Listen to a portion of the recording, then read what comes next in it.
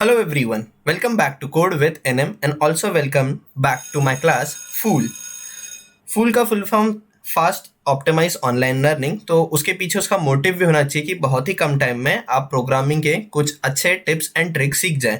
इसी के लिए मेरा आज का वीडियो हैकर रैंक पे है। वहाँ पे बहुत सारे चैलेंजिंग प्रोग्रामिंग के क्वेश्चंस हैं जिन्हें हम सॉल्व करेंगे और उन्हें सॉल्व करते टाइम ही मैं आपको प्रोग्रामिंग के बहुत सारे न्यू ट्रिक्स एंड टिप्स बताऊंगा।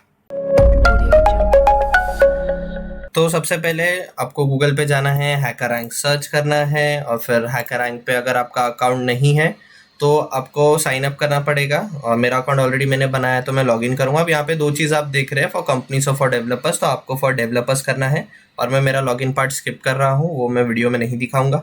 जैसे ही आप लॉगिन हो जाते हैं आपके सामने ऐसा एक डैशबोर्ड आ जाता है और आप नीचे स्क्रॉल डाउन करेंगे तो फिर यहाँ पे स्किल्स अवेलेबल फॉर प्रैक्टिस है और काफ़ी डिफरेंट प्रोग्रामिंग लैंग्वेज है और एसक्यूएल डेटाबेसेस भी हैं।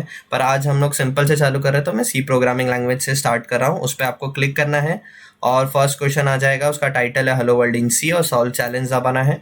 यहाँ पे ऑब्जेक्टिव है, आप सामने देख सकते हैं तो आप पढ़ सकते हैं कि क्या ऑब्जेक्टिव है इस प्रोग्राम का और टास्क आपको क्या दिया है। तो मैं सिंपली आपको एक्सप्लेन कर देता हूँ। एक वेरिएबल में उन्होंने एक स्ट्रिंग को स्टोर किया है और बाय डिफ़ॉल्ट पहले हेलो वर्ल्ड वो लोग प्रिंट करा रहे हैं और फिर वो आप वेरिएबल को प्रिंट कराना है। तो सिंपली हमें यही करना है और इसमें काफ़ी सैम्पल टेस्ट होते हैं। तो ये इधर सैम्पल इनपुट 0 है और सैम्पल आउटपुट 0, मतलब ये इनपुट होना चाहिए और यही उसका आउटपुट होना चाहिए। यहाँ पे ध्यान देने वाली बात है कि ये हेलो कॉमा वर्ल्ड हमें as it is print f में लिखना है, तो ये चीज़ पहले ध्यान देना है। और फिर नेक्स्ट लाइन पे जो भी हम वेरिएबल में स्टोर करने वाले हैं वेलकम टू सी प्रोग्रामिंग वो प्रिंट होना चाहिए। और आप नीचे देखेंगे तो वो लोग ऐसा छोटा सा कोड ऑलरेडी करके दिए रहते हैं, हमें खाली चेंजेस करना रहता है। और आपको पहले रन कोड करना है। रन कोड मतलब वो कंपाइल करेगा और सबमिट कोड दबाएंगे तो जितने भी सैम्पल इनपुट और आउटपुट है वो टेस्ट करेगा और एग्जैक्ट आपका सेम आउटपुट आएगा तो आप वो पास हो जाएंगे। तो पहले मैं प्रिंट एफ लिख रहा हूँ और उसके अंदर हमें सेम हेलो वर्ल्ड लिखना है। तो मैं यहाँ से डायरेक्ट कॉपी कर रहा हूँ क्योंकि ये चीज़ सेम होनी चाहिए एंड सेमीकोलन। और फिर नेक्स्ट प्रिंट एफ में हम क्या करेंगे, यहाँ पे आधा कोड तो आपको दिया ही है। वो लोग ने एक वेरिएबल लिया है एस जिसका साइज 100 है और फिर स्कैन एफ में उसका वैल्यू भी ले रहे हैं।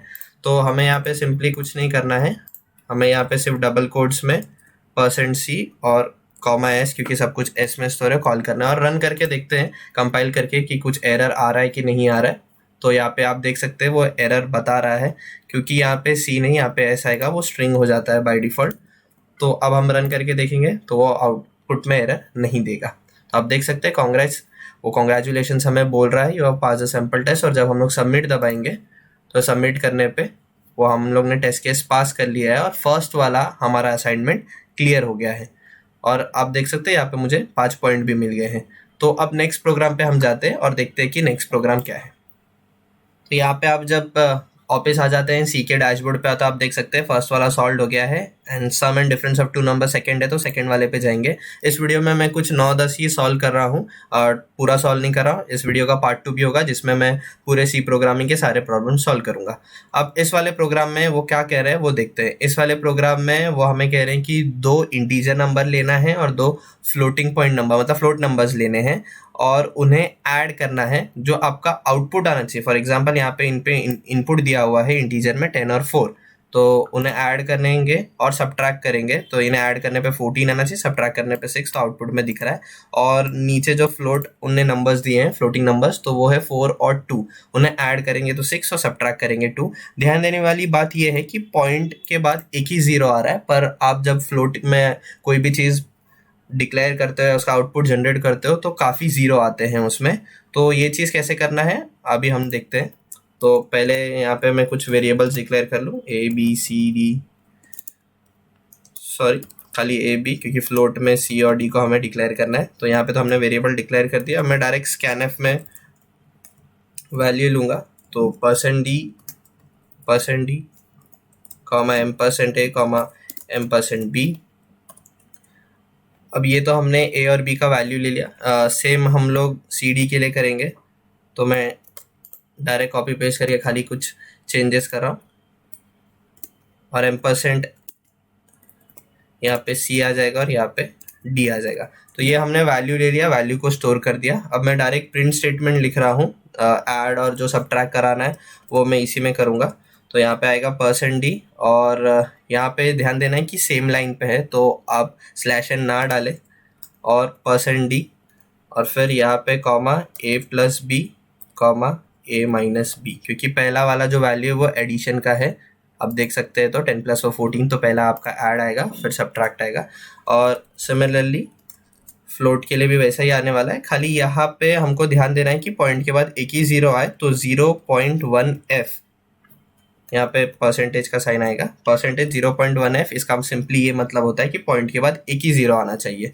और स्पेस सेकंड वाले के लिए भी वही करेंगे, क्योंकि सेकंड में भी हमें वैसा ही चाहिए। और फिर कॉमा हम लोग C+d, जो सेम चीज़ ऊपर किए थे, और C-d सेमीकोलन। और कोड का एग्जीक्यूट करके देखते हैं, कुछ एरर होगा तो हम लोग सॉल्व करेंगे, नहीं होगा तो फिर सबमिट कोड करेंगे। तो यहाँ पे देख सकते हैं कि कुछ एरर है। वो एरर क्या है कि मैंने यहाँ पे /n नहीं डाला है, तो इसके बाद वो नेक्स्ट लाइन में जाना चाहिए कि इंटीजर के जो एडिशन सब्ट्रैक्शन है एक लाइन में, और फ्लोट के बाद जो सारे एडिशन सब्ट्रैक्शन है एक लाइन में। और आप देख सकते हैं, कॉन्ग्रेचुलेशंस, मैंने खाली यहाँ पे एक /n ऐड किया। और सबमिट कोड करेंगे, देखेंगे सारे टेस्ट के लिए पास हो रहे कि नहीं, और सारे टेस्ट के लिए पास हो रहे, मतलब आपने सारे टेस्ट के लिए जो कोड बनाया है वो ऑरेंज जनरल है, तो ये भी पास हो गया। हम नेक्स्ट चैलेंज पे जाते हैं और देखते हैं नेक्स्ट चैलेंज किस पे। तो नेक्स्ट चैलेंज है फंक्शंस के ऊपर। फंक्शन सी में वहाँ पे वो लोग ने एक्सप्लेन किया है कैसे टाइप का फंक्शन और क्या चाहिए, क्या करना है। तो मैं डायरेक्ट आपको इनपुट और आउटपुट समझाता हूँ कि इस वाले प्रोग्राम में करना क्या है कि ABCD 4 वेरिएबल है, मतलब 4 इनपुट आपको देंगे, 3 4 5 6, और आउटपुट 6, मतलब इन चारों में से कौन सा ग्रेटेस्ट है वो हमें यहाँ पे प्रिंट कराना है। और सिंपली यहाँ पे उन्हें चीज़ें करके दिया है, खाली यहाँ पे अब आपको खुद का फंक्शन बनाना है। यहाँ पे इंट मेन में नहीं, उनने खाली यहाँ पे आपको आइडिया दे दिया है कि आपके फंक्शन का नाम क्या होगा, max_of_4। तो इसी को मैं कॉपी करता हूँ और इसी का मैं यहाँ पे फंक्शन बनाने वाला हूँ। ये वाला पार्ट मुझे नहीं चाहिए, तो मैं हटा रहा हूँ और यहाँ पे मैं फंक्शन बनाना चालू करूँगा। वर्ड, आप चाहिए तो इंट भी ले सकते हैं, मैं वॉइड इसके लिए ले रहा हूँ कि मुझे कोई वैल्यू को रिटर्न नहीं करना है। और फिर डिक्लेयर करेंगे,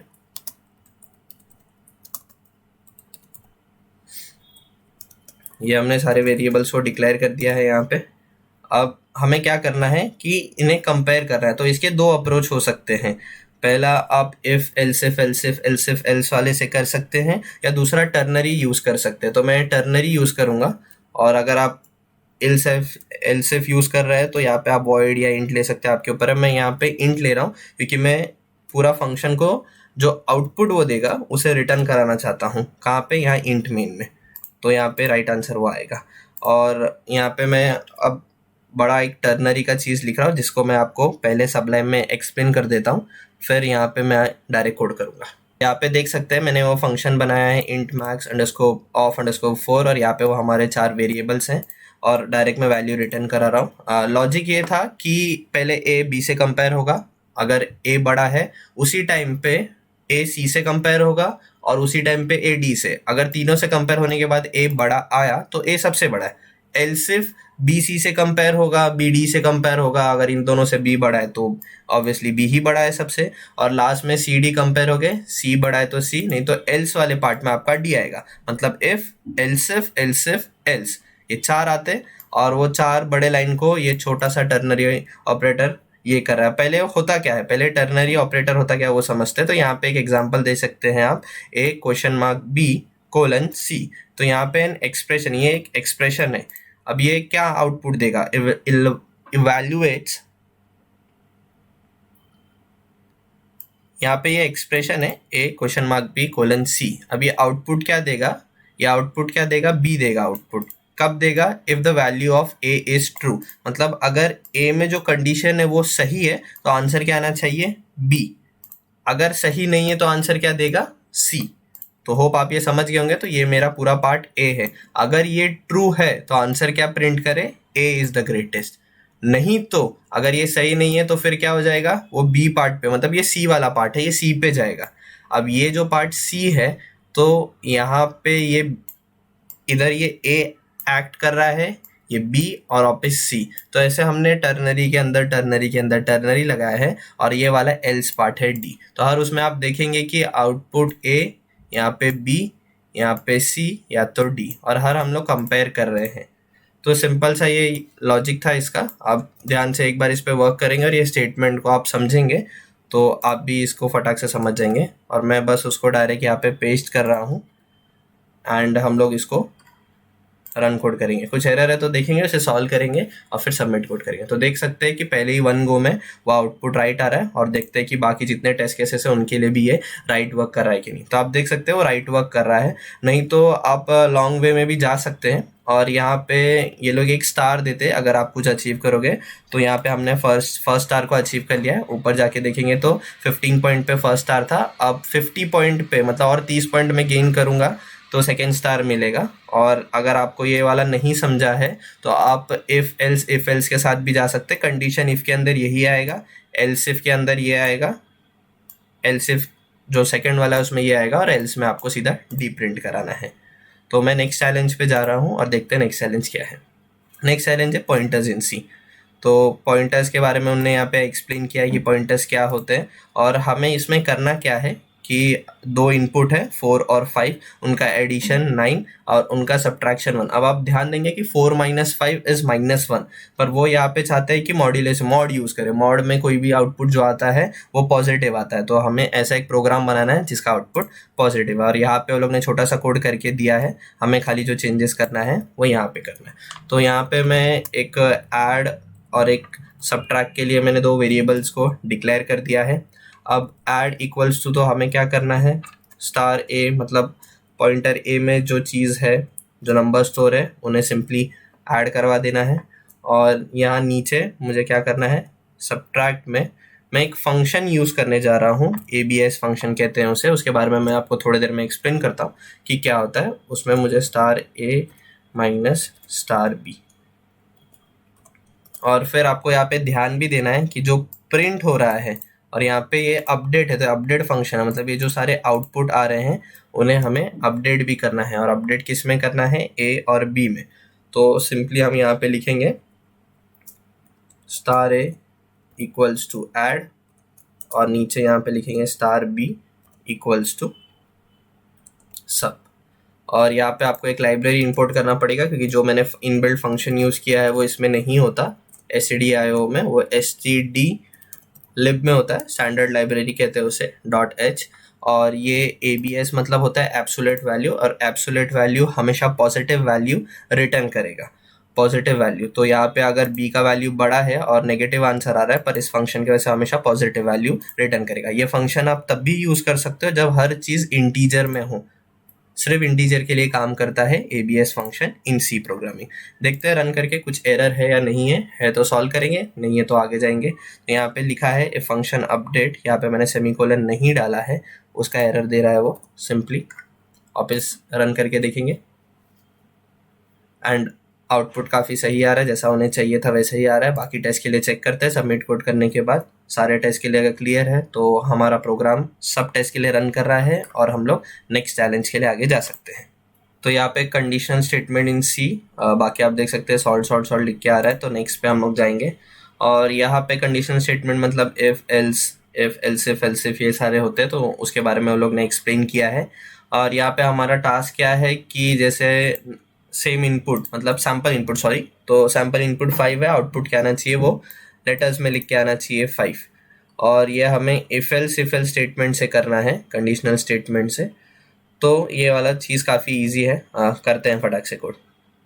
और यहाँ पे आप देख सकते हैं ऑलरेडी उन्होंने बहुत कुछ किया है, तो उसमें आपको कुछ चेंजेस नहीं करना है। यहाँ पे राइट योर कोड कहा गया है, तो यहीं पे हम लोग अपना कोड लिखेंगे। तो यहाँ पे आप देख सकते हैं इफ n इक्वल्स टू 1, तो सिंपली मैंने प्रिंट 1 करा है। ऐसे 2 3 4 5 9 तक गया हूँ, और एल्स ग्रेटर देन 9। उनको यही चाहिए कि अगर किसी ने 10 11 12 इनपुट डाला है तो ग्रेटर देन 9 प्रिंट होके आना चाहिए। देखते हैं कुछ एरर है कि नहीं कंपाइल करने के बाद, और अगर नहीं है तो सबमिट कोड करके देखेंगे कि सब टेस्ट के लिए पास हो रहा है कि नहीं। तो सबमिट कोड में दबाऊंगा, और देख सकते हैं 11 टेस्ट है, 11 के 11 टेस्ट हम लोग पास हो गए हैं। और ये कोड काफ़ी बड़ा है, क्योंकि इफ एल्सिफ बहुत बार यूज़ हमने किया है।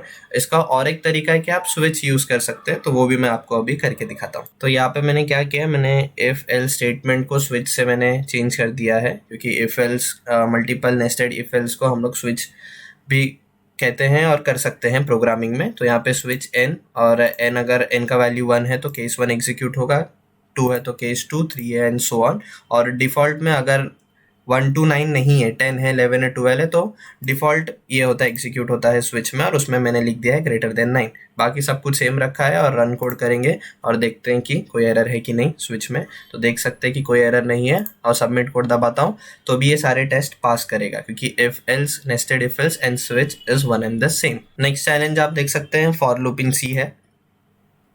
वो लोग ने पहले फॉर लूप के बारे में समझाया है, एक्सप्रेशन जैसे फॉर लूप होता है, इनिशियलाइजेशन, कंडीशन एंड इंक्रीमेंट और डिक्रीमेंट, जो आपके रिक्वायरमेंट के हिसाब से होता है। यहाँ पे हमें करना क्या है, सैम्पल इनपुट 8 और 11, तो 2 इनपुट होंगे, और उसका आउटपुट क्या होना चाहिए। अब यहाँ पे आउटपुट में 8, 9 और इवन और ऑड, तो इसे समझना बहुत ज़रूरी है कि ये पिछले वाले से थोड़ा रिलेट हो रहा है। यहाँ पे हमें फॉर लूप में, तो फॉर लूप कहाँ से चल रहा है, 8 से 11 तक चल रहा है, मतलब पहला वैल्यू 8 है, फिर 9 है, फिर 10 है, फिर 11 है। तो वहाँ पे हम क्या करा रहे थे, अगर 9 से ज़्यादा है तो ग्रेटर देन 9। यहाँ पे क्या बताना है कि इवन है कि ऑड है। तो पहले फॉर लूप में 8 है तो 8 से स्टार्ट होगा, 8 प्रिंट हुआ, फिर 9 होगा, फिर 10, तो 10 इवन नंबर है और 11 ऑड नंबर है। तो होप अभी आपको इनपुट से आउटपुट समझ गया होगा यहाँ पे क्या करना है। और यहाँ पे उनने बेसिक चीज़ें करके दी हैं कि 2 नंबर जो लेना है, ए और बी, तो यहाँ पे ए 8 है और बी 11 है हमारे एग्जाम्पल में, और हमें बाकी चीज़ें कोड करनी है। तो सिंपल है, मैंने कुछ नहीं किया है। पहले जो स्विच का था मैंने एग्जैक्टली उसको यहाँ पे कॉपी पेस्ट किया है, खाली मैंने फॉर लूप लगा दिया है, और फॉर लूप में मैंने एक नया वेरिएबल लिया है n। तो यहाँ पे मैं इनको डिक्लेयर कर देता हूँ। n चालू किससे होगा, a से। तो फॉर एग्जांपल a हमारा 8 था तो 8 से चालू होगा, और कहाँ तक जाना चाहिए, 11 तक जाना चाहिए इसके लिए, लेस देन इक्वल्स टू, और हर बार वो इंक्रीमेंट होना चाहिए। तो यहाँ पे स्विच में ए का वैल्यू जो n में जाएगा वो 8 है, तो डायरेक्ट वो 8 पे आके 8 प्रिंट कर देगा, फिर इंक्रीमेंट होगा 9, और फिर डिफॉल्ट में हमने क्या किया है, डिफॉल्ट में यहाँ पे इफ n% इक्वल्स टू 0, ये इवन नंबर चेक करने का कंडीशन होता है। n अगर एग्जांपल 10 है तो 10% 2 मीन्स 10 डिवाइड बाई 2 0। तो 0 यहाँ पे क्वेश्चन नहीं, रिमाइंडर है, क्योंकि आप जब 10 को 2 से डिवाइड करोगे तो क्वेश्चन 5 आता है, remainder is 0, and that is percentage, मतलब मॉड्यूलस क्या चेक करता है हमेशा, रिमाइंडर। तो 10 इवन आएगा, और यहाँ पे अगर 11 होता तो आंसर 0 नहीं आता, मतलब रिमाइंडर 0 नहीं 1 आता, तो एल्स वाला ऑड प्रिंट होता। आइए इसको रन कोड करके देखते हैं कि कुछ एरर है कि नहीं है। और आप देख सकते हैं कि 8 और 11 गया, और सेम आउटपुट हमारा भी आ रहा है, 8, 9 इवन ऑड, 8, 9 इवन ऑड। और देखते हैं सारे टेस्ट के लिए हम लोग ये पास हो रहे हैं कि नहीं। तो देख सकते हैं कि सारे टेस्ट के लिए हम पास हो गए हैं। आइए नेक्स्ट चैलेंज पे चलते हैं, और सेकेंड स्टार भी हमें मिल गया है इसी बात पे, congrats. Sum of digit of 5 numbers हमारा नेक्स्ट चैलेंज है, तो इसे सॉल्व करते हैं हम। इसमें कैसा है कि जो इनपुट है और उसका वो लोग ने रेंज दिया हुआ है 5 नंबर्स का, तो 10,000 से चालू हो रहा है और 999 तक जा रहा है, तो बीच के कोई भी नंबर हो सकते हैं। तो उनने एक इनपुट दिया हुआ है यहाँ पे 1564। हमें करना क्या, इन्हें ऐड करना है, 1 + 0 + 5 + 6 + 4, और उसका आउटपुट क्या आना चाहिए, 16, इन्हें ऐड करके। तो सिंपल सा है, इसे कोड करते हैं, और हर बार की तरह उनने थोड़ा सा कोड हमें दिया है, बाकी चेंजेस हमें खुद करने हैं।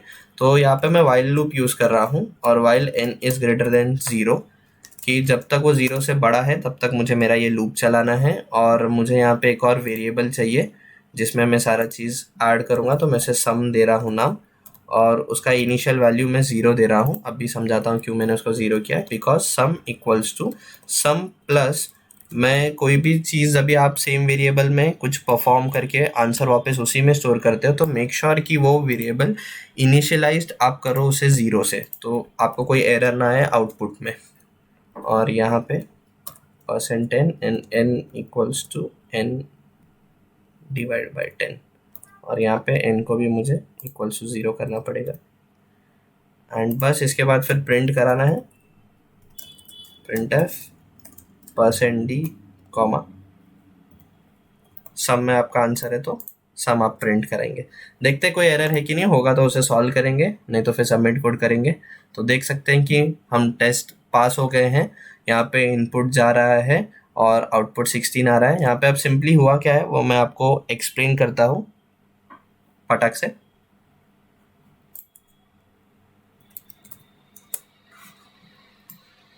तो यहाँ पे जो हमारा इनपुट है, तो इनपुट है 10564, तो इनिशियली ये इनका वैल्यू हो गया है ये हम इनपुट ले रहे हैं n में, तो n का ये वैल्यू हो गया है। और फिर हम क्या करवा रहे हैं, हम लोग पहले करा रहे हैं sum equals to sum plus, तो यहाँ पे सम का इनिशियल वैल्यू क्या था, 0 था, और प्लस n%10, n% आप यहाँ पे देख पा रहे हो। तो n% मतलब इस चीज को 10 से डिवाइड करिए, जो रिमाइंडर बचेगा वो यहाँ पे ऐड होगा। तो इसको अगर मैंने 10 से डिवाइड किया तो 4 रिमाइंडर बचता है, आप करके देख सकते हैं। तो यहाँ पे ऐड होगा 4, और नीचे क्या हम कर रहे हैं, n equals to n divide by 10। Simply फिर से वही करेंगे तो 4 गायब हो जाएगा, और n का न्यू वैल्यू आपको मिलेगा 1056। और यहाँ पे सम का वैल्यू क्या हो जाएगा, 0 + 4 4। तो अब सम में 4 है और n इक्वल्स टू 1056। फिर से क्या होगा, वो वाइल लूप है ना, और n का वैल्यू देखो बड़ा है 0 से, क्योंकि हमने कंडीशन n पे दी है। तो फिर से वो चीज़ अप्लाई होगी, और फिर क्या होगा कि सम इक्वल्स टू, वापस इस बार सम का वैल्यू 4 है, तो 4 प्लस वो ब्रैकेट वाला पार्ट, ब्रैकेट में क्या है n%, वापस n% क्या होगा, तो 6 निकलेगा। अब n% है, तो इसका जो रिमाइंडर है वो हमारा आंसर है। इसको किसका रिमाइंडर, n% का, n%10 इक्वल्स टू जो है, तो उसका जो आंसर है वो 6 है। तो यहाँ पे इस बार ब्रैकेट में क्या आने वाला है, यहाँ पे आएगा 6, और फिर नीचे क्या होगा, n डिवाइड बाई 10, तो n डिवाइड बाई 10 तो क्या होगा, ये 6 चला जाएगा और क्या बचेगा, 105। तो n का नया वैल्यू क्या हो गया, 105। ऐसे वो वाइल लूप में चलता रहेगा जब तक n का वैल्यू 0 ना हो जाए। जैसे ही 0 होगा वाइल लूप रुक जाएगा, और तब तक सब में एक एक बार सब ऐड हो जाएगा, 4 6 5 0 1। वो उल्टा चालू है ना, 4 6 5 0 1, ऐसे ही वो ऐड होगा राइट टू लेफ्ट, और फिर सब में जो आंसर बचेगा वो 16 आएगा। तो होप आप ये करके देख सकते हैं प्रैक्टिस घर पे, और ये समझ गया होगा इसका लॉजिक कि सिंपली है मैं यहाँ पे क्या करा रहा था।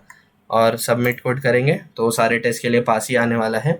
और नेक्स्ट चैलेंज जो है, अब से जो इसके आगे नेक्स्ट चैलेंज है वो प्रिंटिंग का पैटर्न है। अब तक हम जो कर रहे थे वो सारे इजी चैलेंजेस थे, अब जो आएंगे वो मीडियम आएंगे। जैसे आप देख सकते हैं सारे इजी वाले हमने सॉल्व कर लिए हैं, और ये एक बिटवाइज ऑपरेटर है, वो नेक्स्ट वीडियो में मैं आपको सॉल्व कराऊंगा। प्रिंटिंग का पैटर्न मीडियम, और लास्ट में जा जाके सारे हार्ड प्रॉब्लम्स भी हैं, तो हम वो सारे भी सॉल्व करेंगे।